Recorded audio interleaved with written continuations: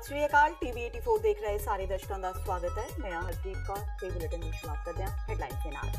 राजीव गांधी के बुत्तां ते काला रंग करन दा सिलसिला लगातार जारी। लुधियाना दिल्ली तो बाद चंडीगढ़ की पंजाब यूनीवर्सिटी विच लगे राजीव गांधी के नाम वाले बोर्ड नूं कीता काला। प्रशासन जिम्मेवारां नूं लभण विच जुटिया। राजीव गांधी के बुत नूं काला करन ते मुख मंत्री कैप्टन अमरिंदर सिंह दी अकालियां नूं चेतावनी। कहा अपणियां हरकतां तो बाज आण अकाली। राजीव गांधी के बुत नूं अपनी पग नाल साफ करन वाला कांग्रेसी आगू गुरसिमरन सिंह मंड डर के माहौल विच पुलिस वल्लों सुरक्षा मुहैया। देश विदेश तो मिल रही ने धमकियां। सिख कतलेआम के दोषी सज्जन कुमार का 31 दिसंबर तक जेल जाना तय। सर्दी दीआं छुट्टियां कारण सुप्रीम कोर्ट विच अर्जी ते नहीं हो सकती सुनवाई। ते छोटे साहिबजादे बाबा जोरावर सिंह बाबा फतेह सिंह ते माता गुजरी जी की लासानी शहादत नूं समर्पित जोड़ मेले के दूजे दिन लखां की गिणती विच पुज्जियां संगतां ने लगवाई हाजरी। दुनिया भर विच नहीं शहादत की कोई अजिही मिसाल। ते हुण इन्हां खबरां दा विस्तार। पंजाब के मुख मंत्री कैप्टन अमरिंदर सिंह ने दावा किया है कि उन्हां दी सरकार सूबे के भाईचारिਆਂ विच पाड़ पाण वालियां नाल सख्ती वरतेगी ते फिरका परस्तां दा अजिहा कोई भी यतन कामयाब नहीं होण दिता जावेगा। कैप्टन ने कहा कि सूबे के धर्म निरपक्ष ताणे बाणे नूं किसी भी तरह कोई ढाह नहीं लगन दी जाएगी। अज श्री फतेहगढ़ साहिब विखे 3 दिना शहीदी जोड़ मेले के दूजे दिन पत्रकारां नाल गलबात दौरान मुख्यमंत्री ने कहा कि सिख धर्म सदा फिरकू एकता ते शांति का प्रचार करता रहा है ते किसी नूं इह एकता ते शांति भंग नहीं करन दित्ती जाएगी। उन्होंने इस मौके दसम पातशाह श्री गुरु गोबिंद सिंह जी के छोटे साहिबजादियां साहिबजादा जोरावर सिंह ते साहिबजादा फतेह सिंह ते उन्हां दी माता गुजरी जी दियां महान कुर्बानियां नूं भी चेते कीता। देखो ये तो साडे इतिहास का एक बहुत गहरी एक गहरा बड़ा मैं की कहना यह जिहा वाक़यात होया चमकौर साहब और फतेहगढ़ साहब जिहड़ा कोई भी नहीं भुल सकदा। कुर्बानियां यह जिहियां होईयां ने और अज लाग देख लो कितने साल हो गए और किस तरीके नाल लोग आज दर्शन करना आए ने। हाँ मैं ये नाल सहमत है, बिल्कुल नहीं होनी चाहिए। ये शहीदी जोड़ मेला है, ये कोई सियासत असी किते भी सियासी जोड़ मेले असी नहीं करांगे। ये जिहड़े शहीदी जोड़ मेले। साबका प्रधानमंत्री राजीव गांधी के बुत्तां दे नावां ते काला रंग करन दा सिलसिला लगातार जारी है। पिछले दिनी लुधियाना ते दिल्ली विच वापरियां घटनावां तो बाद अज चंडीगढ़ विच भी अजिहा ही एक होर मामला सामने आया है। पंजाब यूनीवर्सिटी चंडीगढ़ विच साबका प्रधानमंत्री राजीव गांधी के नाम ते काला रंग कर दिता गया। यूनीवर्सिटी विच राजीव गांधी कॉलेज भवन दे लगे बोर्ड ते बुधवार ते वीरवार की रात नूं काला रंग किया गया। इस संबंधी यूनीवर्सिटी के मुख्य सुरक्षा अफसर अश्विनी कौल ने कहा कि वह इस घटना की निखेधी करते हैं। इस संबंधी जांच की जाएगी। उन्होंने कहा कि जो भी इस घटना का दोषी होगा उस पर सख्त कार्रवाई की जाएगी। जिक्र है कि यह घटना उस समय वापरी है जदों पंजाब की कांग्रेस सरकार के वित्त मंत्री मनप्रीत सिंह बादल ने वीरवार नूं 34वें नॉर्थ जोनल यूथ फेस्टिवल का उद्घाटन करने लई यूनीवर्सिटी पहुंचना सी। We have a very good festival going on in the campus today. I think we should concentrate more on that. लोग पुलिस ने हमने बुला ली है, हम इसकी पूरी कार्रवाई करेंगे।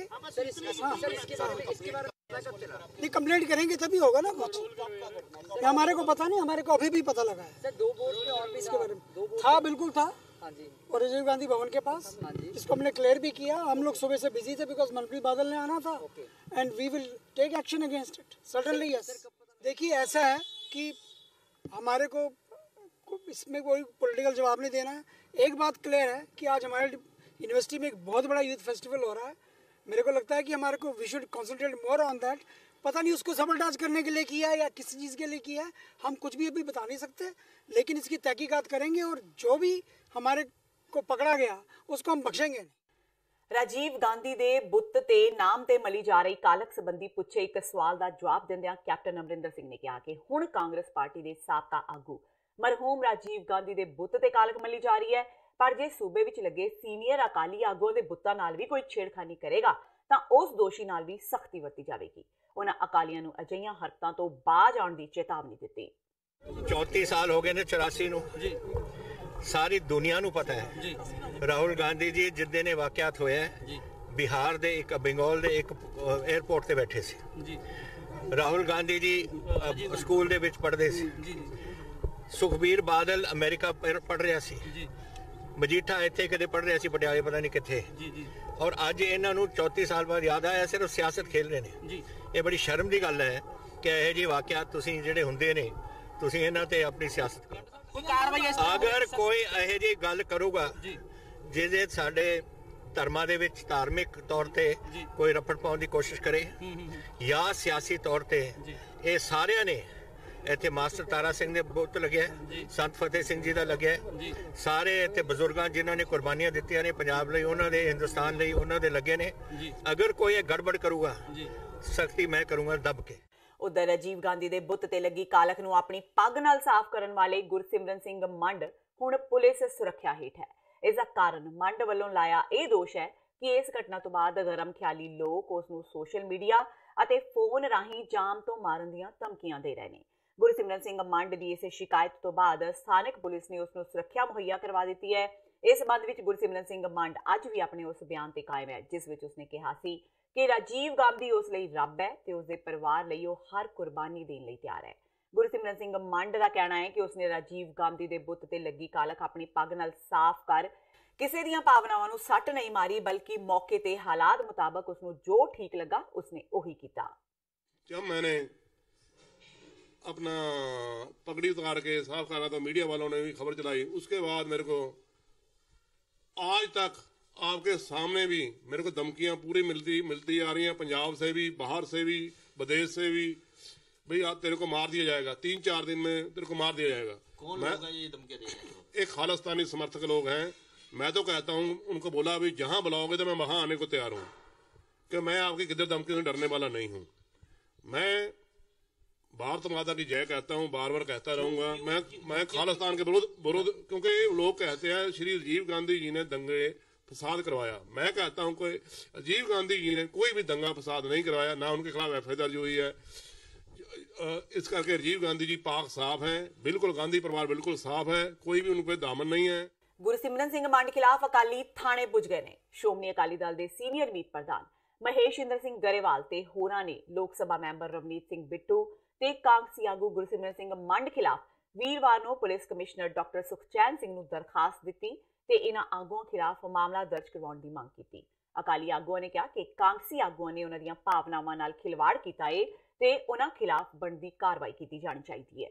ਜੇ ਪੁਲਿਸ ਇਹ ਕਹਿ ਕੇ ਇੱਕ ਪਰਚਾ ਰਜਿਸਟਰ ਕਰ ਰਹੀ ਹੈ ਕਿ ਉਹ ਰਾਜੀਵ ਗਾਂਧੀ ਦੇ ਬੁੱਤ ਦੇ ਕਾਲਖ ਮਿਲੀ ਗਈ ਇਹ ਜੁਰਮ ਹੈ, ਤੇ ਉਹ ਜੁਰਮ ਦੇ ਵਿੱਚ ਫਿਰ ਜੁਰਮ ਦਾ ਮੁੱਦਾ ਖਤਮ ਕਰਨ ਵਾਲੇ ਵੀ ਮੁਜਰਮ ਨੇ, ਕਿਉਂਕਿ ਉਹ ਵੀ ਵੀਡੀਓ ਵਾਇਰਲ ਹੋਈ ਹੈ ਜਿਹਦੇ ਵਿੱਚ ਰਵਨੀਤ ਸਿੰਘ ਬਿੱਟੂ ਤੇ ਮੰਡ ਵਗੈਰਾ ਆਪਣਾ ਬੁੱਤ ਧੋ ਰਹੇ ਨੇ ਦਹੀਂ ਤੇ ਦੁੱਧ ਨਾਲ, ਤੇ ਉਹ ਮੰਡ ਤਾਂ ਆਪਣੀ ਪੱਗ ਲਾ ਕੇ ਰਾਜੀਵ ਦੇ ਪੈਰਾਂ 'ਚ ਰੱਖਤੀ, ਕਿਉਂਕਿ ਉਹਨੂੰ ਇਹ ਨਹੀਂ ਸੀ ਪਤਾ ਕਿ ਇਹ 5 ਗਜ਼ ਕੱਪੜਾ ਨਹੀਂ ਗਾ, ਇਹ ਗੁਰੂ ਗੋਬਿੰਦ ਸਿੰਘ ਤੇ ਗੁਰੂ ਹਰਗੋਬਿੰਦ ਪਾਤਸ਼ਾਹ ਦੀ ਦਿੱਤੀ ਨਿਸ਼ਾਨੀ ਹੈ, ਇਹ ਉਹਦੀ ਆਪਣੀ ਨਹੀਂ, ਇਹ ਸਿੱਖ ਪੰਥ ਦੀ ਅਮਾਨਤ ਹੈ ਜਿਹਨੇ ਸਰਦਾਰੀ ਦਿੱਤੀ ਹੈ।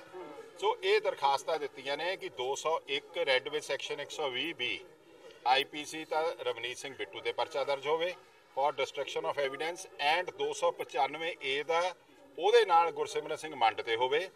ਇੱਕ ਇੱਥੇ ਮੈਂ ਹਿੰਦੂ ਜੈਂਟਲਮੈਨ ਖੜੇ ਨੇ ਮਿਸਟਰ ਰਾਠੀ, ਉਹਨਾਂ ਨੇ ਦਿੱਤੀ ਹੈ ਕਿ ਜਿਹੜਾ ਸਾਡਾ ਹਿੰਦੂ ਧਰਮ ਹੈ ਉਹਦੇ ਵਿੱਚ ਜਿਹੜਾ ਦੁੱਧ ਨਾਲ ਆ ਕੇਵਲ ਤੇ ਕੇਵਲ ਉਹ ਸ਼ਿਵਲਿੰਗ ਦੀ ਜਿਹੜੀ ਹੈਗੀ ਆ ਸਥਾਪਨਾ ਵੇਲੇ ਧੋਤਾ ਜਾਂਦਾ ਹੈ, ਤੇ ਇਹ ਜਿਹੜਾ ਰਾਜੀਵ ਦਾ ਬੁੱਤ ਧੋ ਕੇ ਇਹਨਾਂ ਨੇ ਹਿੰਦੂ ਭਾਵਨਾਵਾਂ ਦੀ ਤੋਹੀਨ ਕੀਤੀ ਹੈ।